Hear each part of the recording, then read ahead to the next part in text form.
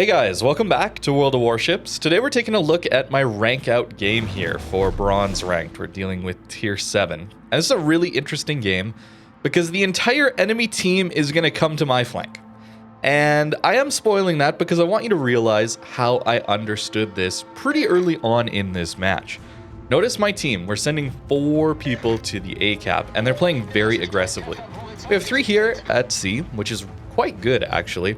Typically you do want around an even split with a few more people, if possible, going to the contested cap, which is A here.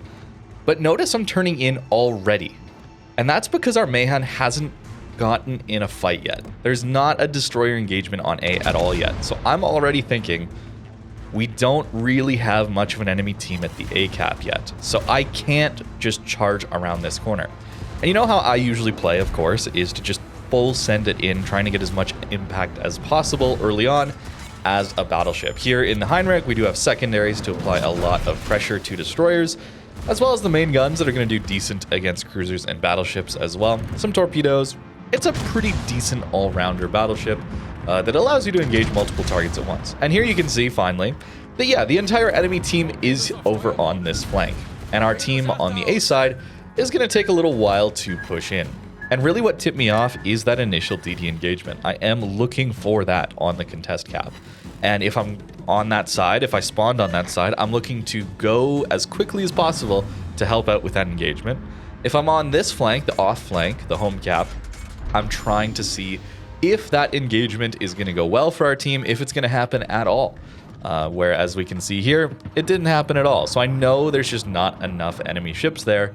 So they're always going to be on my flank now. And I turned in because pushing into that is just going to kill me very, very quickly. So now I'm going to use this island here and my pressure from these secondaries, hydro torpedoes, to slowly try and take 1v1s as they push towards our cap. Their win condition is that they take this cap without losing too many ships. That's really important because we're always just going to hold the contest cap forever now. Like there's just no way they're ever going to get to that. So we really have to avoid taking big hits here, at least for now, and trying to deal with them as they push into us. It's really, really important to do. So as always, we're trying to use our islands to take 1v1s, isolate 1v1s. And even though I am probably supposed to shoot this cruiser here, you'll notice I'm always trying to keep my guns a little more towards this flank. It's a little more important. They have both their DDs here, and I'm trying to deal with those destroyers, as that's how they're going to get this cap easier. Of course, they can always shove a battleship in, but that's probably going to get farmed relatively quickly. We really need to deal with those destroyers and prevent them from just quickly and easily taking this cap. And at that point, then they can have all this island cover and control over these 2 caps, and it gets really, really dangerous for us. We will help our team take out that cruiser on that flank, but now we need to stall out as much as we can, while also trying to deal with them. It's really important you don't just sit behind this island. You'll notice I'm going to start backing up here. Bit of a risky play considering the DDs are kind of circling around to our flank. It could be bad for us, but notice our Heinrich in the middle is just getting absolutely destroyed. He did do a good job of pushing up to get that cruiser spotted and killed, but now he's kind of caught out. And notice how I could just be sitting behind this island. I'm doing my job of holding them away from the cap zone, and yet that would be the losing play because we're not actually helping our teammates there. We're essentially just hiding and letting our teammates die. So if your teammate is distracting like that, he goes down now. It is important to try and take advantage of that, try and provide crossfires, even if they are going to go down. Notice we do get the Haida spotted here, so it's nice to know where he is. The other DD, though, not totally sure just yet. But we will push forward because the enemy Heinrich has actually pushed out a little too far, and we do want to take this guy out. He's in a bit of a decent spot here. He will go down over time, sure, but he's applying a lot of pressure to our DD, as well as, well, we just don't have enough shooting at his broadside here. He's very well angled to our other battleship here, so it's important for me to get his side here as he pushes out a little too far. I probably should have used my torps here, to be honest with you. I just assumed he would die sooner than my torps would get to him, which still might happen here, but notice our man is just dying to those secondaries very, very quickly. So trying to keep him alive probably would have been a good idea here, but unfortunately he does go down. Notice I'm already looking for the enemy ships pushing up to our home cap. Sinop on his way, so we do want to get some torps out for him. But importantly, I widespread here. That really is just because I want that torpedo to go as far left as I possibly can, and I don't really want to risk turning back far enough to get a narrow spread like that. You can sometimes use wide spreads to get a little better torpedo angles, as you can see we did there. Secondaries on the DD, and I am going to take a massive hit here. And it's debatable whether it was worth it or not. In the moment, I thought it would be, just because I wanted to get back towards this island here. I wanted to isolate the engagements a little bit more, trying to prevent myself from just kind of getting run down in open water here. So yeah, we're taking 20k. That's a pretty big hit to take. Probably not worth it at 20k. 15. I was thinking around 15 would be okay here. Notice we are pretty far from our heel as well. But hey, we do manage to deal with the enemy ships as they're coming in here. The Synop is going to stop in this cap. I kind of predicted he would do that. That's why my torpedoes, you notice that second set I launched, are a little bit narrow than what the gray line predicted. And here we're in a great spot. So if the Florida does come out on the other side, we can get secondaries and torps for him, as well as isolating here against this Synop and soon to be this cruiser, right? I can always push a little farther forward and then try and prevent the Synop from shooting me while allowing me to hit this cruiser. We do land 3 torps there, which is just amazing. A really, really strong torpedo hit there. And Florida's coming out as well. So you notice here, this is the reason I wanted to push up to this island again. I took that massive hit, but it really forced the enemy team to push into bad positions to try and deal with me. Their cruiser goes down. I do try and turn my guns in time to deal with this Florida here.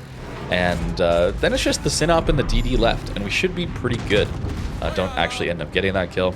And yeah, the DD finally did get around to the south and flank me, but by this time, it's a little bit too late. We've already got 3 kills, 145,000 damage. Synop probably going to take us out here with this torpedo. But that's the holding flank, right? They lost a lot to get our home cap, and that's the key here, is we didn't let them get this home cap very easily. We always were going to control the contest cap forever. It was just important to delay as much as we could, as well as help our teammates when they're trying to delay the enemy team as well.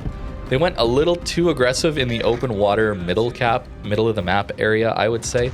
Kind of our Heinrich especially, but we still tried to play off of him and his essential sacrifice, really.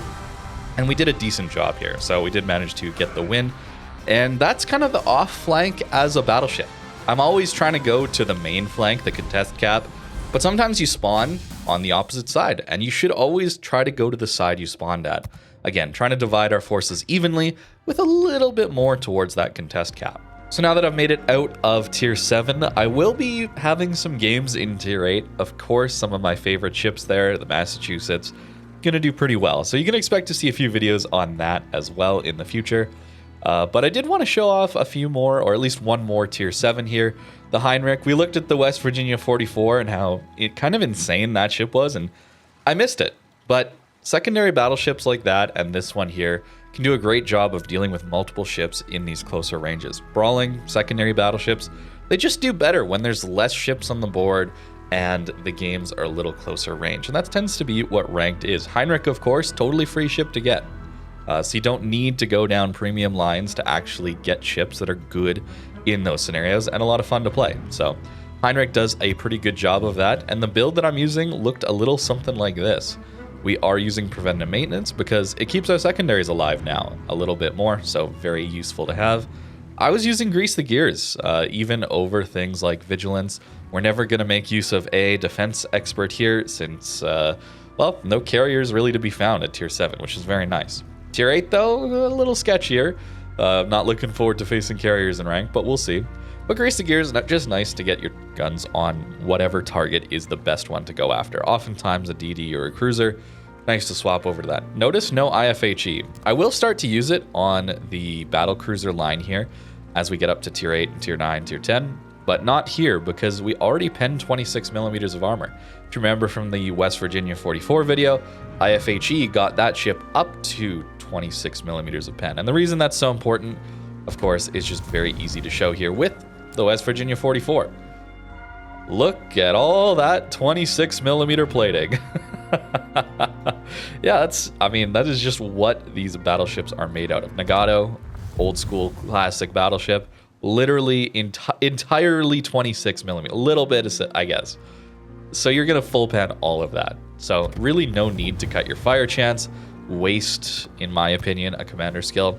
If you are grinding the line, though, and you don't want to reset your commander, yeah, IFHE, because as soon as you get to tier 8, this will bump everything up to 32 millimeters of pen, and that's what you want at tier 8 plus, because that is what the battleship armor is like at those tiers. Of course, we're going manual secondaries, AR for DPM, and then emergency repair expert for that damage control mainly. Getting an extra charge of that is very, very nice. And then I'm going conceal, but you could honestly go fire prevention, close quarters, furious. These would all work pretty well in ranked, especially because you're probably pushing so aggressively that you're going to be in secondary range. That's the goal anyway. So is concealment really worth it? Probably not. But hey, it's still decent. And as you get to those higher tier ones, especially Schlieffen, suddenly your secondary range matches your concealment range, which is pretty busted. So again, if you're building up that commander for tier 10, that's probably what it would look like, just with IFHE, of course. So there we go, tier 7 ranked, pretty much done with at this point. So gonna move on to tier 8, and had a pretty nice game here to rank out in the Heinrich. So thank you very much for watching, and have a great rest of your day.